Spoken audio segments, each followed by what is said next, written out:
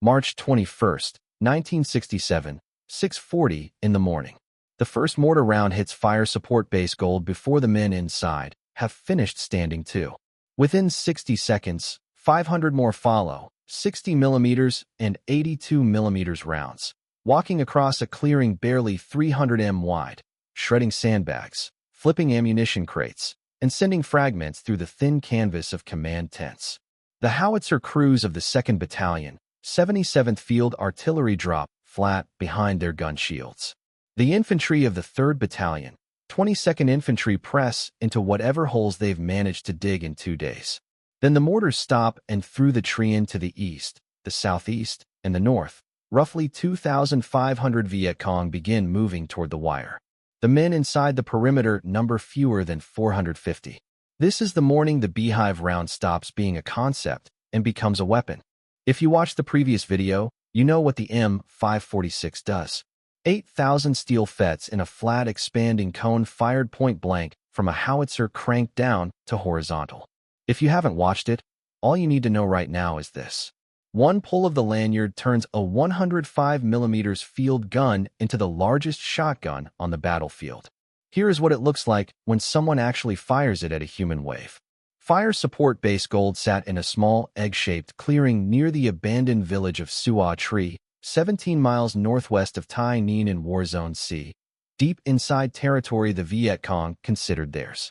The base had been carved out of the jungle 2 days earlier as part of Operation Junction City, the largest American offensive of the war to that point. The clearing measured roughly 300 x 400 m. Around it, sparse woodland scarred by defoliants offered concealment to anyone assembling in the trees. The Americans had dug in as best they could in 48 hours, fighting positions around the perimeter, howitzers clustered in the center, a fire direction center, and command post behind sandbags.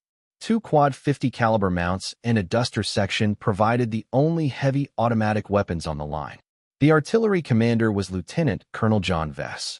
He would later become the chairman of the Joint Chiefs of Staff, the highest-ranking military officer in the United States. On this morning, he was a battalion commander with 6 105mm howitzers, a limited stock of Beehive rounds pre-positioned at the guns, and 2,500 men coming through the trees toward his perimeter. The day before, the brigade commander had spotted 35 Viet Cong in the open, 2,000 m southwest of the base. He'd shelled them and warned his subordinates. What he hadn't seen was the rest of the 272nd Viet Cong Main Force Regiment, plus 2 attached battalions assembling under the canopy. The 272nd was considered one of the best organized and most aggressive enemy units in the country, and one of the few that dared to attack in daylight. At 0640, the mortar barrage opened the assault. Between 500 and 700 rounds in the first minutes, a weight of fire designed to suppress the defenders and destroy the guns before the infantry arrived. It didn't destroy the guns. It damaged 9 howitzers, wrecked 2, and knocked out one of the quad 50 positions. But the gun crews were still alive, and the tubes that could still fire were still loaded. Within minutes of the last mortar impact, the ground assault came from 3 directions simultaneously.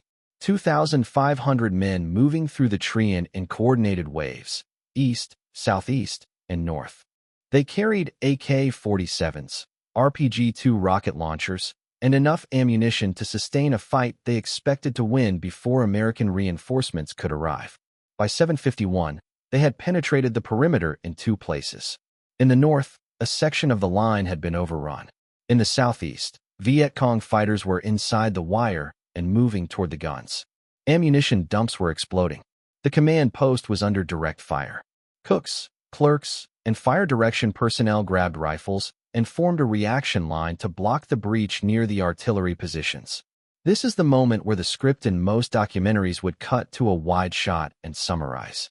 But what happened in the next 90 minutes inside that clearing is the reason this video exists. Vessey's howitzers had been firing indirect support missions for units miles away.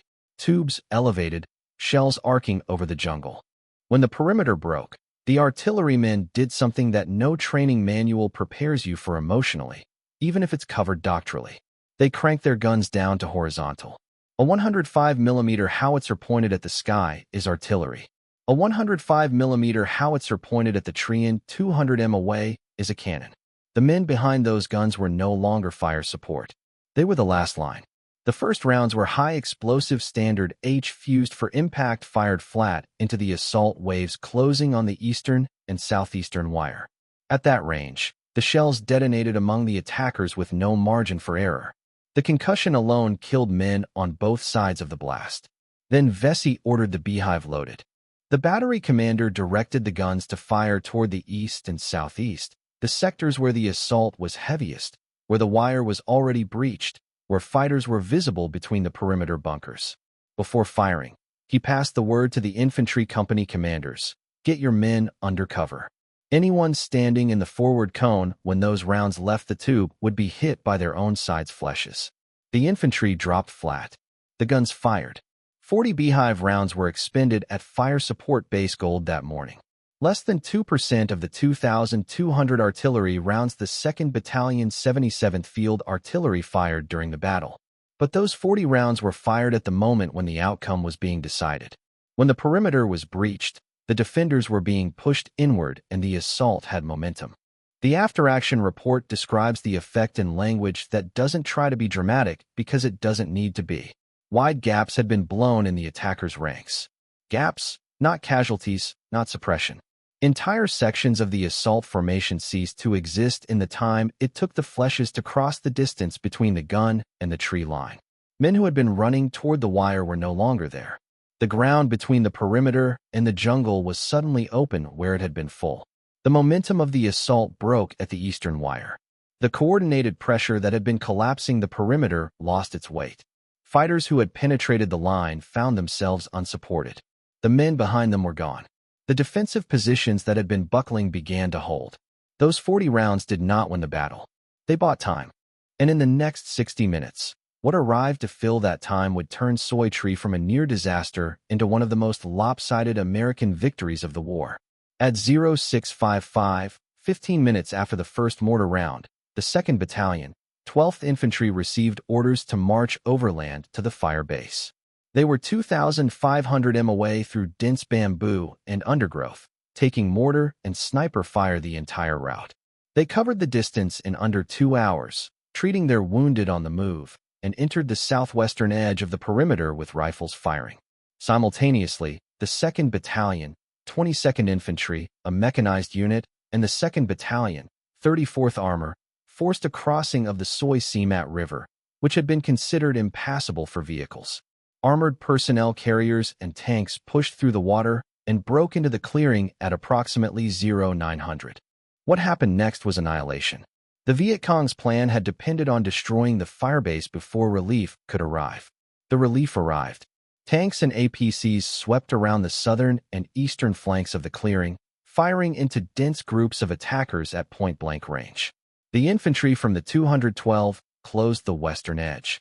The defenders inside the perimeter, stabilized by the direct fire artillery and the Beehive rounds that had broken the assault's momentum, went on the offensive, pushing outward through their own wire into the retreating enemy. From above, the Air Force flew 117 sorties, dropping 34 tons of ordnance onto the withdrawal routes. 3 additional artillery batteries within range poured over 4,000 rounds into likely assembly areas and escape corridors. By 11:45, the battle was over. 5 days of patrols found bodies, weapons, and wounded prisoners up to 1,500 m from the base. The cost, 33 Americans killed, 187 wounded. Inside the perimeter, 26 Viet Cong bodies were found within 50 meters of the fire direction center. Close enough that the men who ran the guns had been fighting hand-to-hand while computing fire missions. On the other side of the wire, 647 enemy bodies counted on the ground. An additional 200 estimated killed by artillery and air strikes along the withdrawal routes. 10 prisoners taken, 65 crew served weapons, and 94 individual weapons captured, including 50 RPG-2 launchers. Those were the men who fired those rounds from inside the wire. Those were the artillery men who cranked their guns down to horizontal and loaded Beehive with the enemy close enough to hear the breech slam shut. Vesey earned the Distinguished Service Cross that morning. His gunners earned something that doesn't come with a medal. The knowledge that the weapon they'd been told would work actually worked at the moment when nothing else was going to save them. What the Beehive round did at Suoi was specific and limited. It did not account for the majority of the 647 dead. Most of those casualties came from the combination of direct fire, indirect artillery from supporting batteries, tank and APC fire during the counterattack, infantry small arms, and 117 air sorties. The Beehive was 2% of the artillery expenditure. It was not the whole arsenal. It was one component of a combined arms defense that functioned because every piece worked. But the Beehive solved a problem at the wire that nothing else could solve at that speed. When the perimeter was breached and fighters were inside the wire, high explosive rounds risked killing the defenders. Indirect artillery couldn't be called onto your own position. Airstrikes needed time the defenders didn't have. Machine guns could suppress, but not stop a formation moving with momentum. The Beehive fired flat, forward, and fast. It filled the gaps in the perimeter with 8,000 steel darts per round and stripped the assault wave of the men carrying it forward. It didn't need a fire direction computer. It didn't need a radio call to a battery miles away. It needed a gunner who could see the enemy, a loader who could get the round into the breach, and a commander willing to give the order. At Suoi, those men existed, and the round performed exactly as designed, not as a war-winning weapon, but as a tool that held the line long enough for everything else to arrive. After Suoi, the pattern of large-scale daylight assaults against well-defended firebases began to shift. U.S. intelligence analysts documented changes in enemy assault tactics across 67 and 68. Smaller elements, more crawling and prone movement during the final approach, greater reliance on sapper teams to breach wire and bunkers rather than massed infantry charges, and closer initial approach distances before initiating contact. These changes were responses to the entire defensive system: the artillery, the air power, the armor, the sensors, the interlocking fires that turned a firebase clearing into a killing ground. The Beehive was part of that system. It is not possible to separate its individual effect from the combined weight of American firepower that repeatedly crushed regimental strength assaults. No captured enemy document names the Beehive round. No interrogation transcript singles it out, but the behavioral evidence tells its own story. Before Suoi, the 272nd Regiment attacked a firebase hidden in daylight with 2,500 men. After Suoi, that kind of assault became increasingly rare. The men who survived the clearing at FSB Gold went back to their units and described what had happened when they reached the wire. Whatever words they used, whatever name they gave the weapon or didn't, the doctrine changed. Mass charges gave way to infiltration. Daylight assaults gave way to night approaches. Companies gave way to sapper squads. You don't rewrite how you fight because things went well. Lieutenant Colonel Suoi went on to become a 4-star general and the 10th chairman of the Joint Chiefs of Staff. He served under 2 presidents and helped shape American defense policy for a generation. But on the morning of March 21, 1967, he was a battalion commander standing behind 6 howitzers in a clearing that was being overrun, giving the order to load a round that most of his gunners had never fired in combat. The round worked. The guns held. The relief arrived, and 450 men who should have been destroyed by a force 5 times their size walked out of that clearing, battered, bloodied, carrying their dead but alive. 40 rounds of Beehive, less than 2% of what the guns fired that day. But they were fired at the moment when the perimeter was failing, when the wire was down, when the men who were supposed to be behind the guns were fighting in front of them. And in that moment, at that range, against that density of attackers, in that narrow window between being overrun and being reinforced, nothing else in the American arsenal could have done what 8,000 steel darts per shell did to the men coming through the wire. The Beehive round didn't win the Battle of Suoi. The men inside the perimeter won it with everything they had, including 40 rounds of a weapon that turned their howitzers into the largest shotguns on the battlefield. The 272nd Regiment left 647 of their dead in front of the wire. The Americans buried 33 of their own.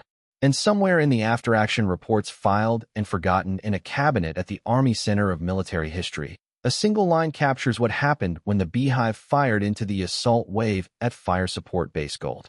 Wide gaps had been blown in the attackers' ranks. That is the sentence. That is what it did.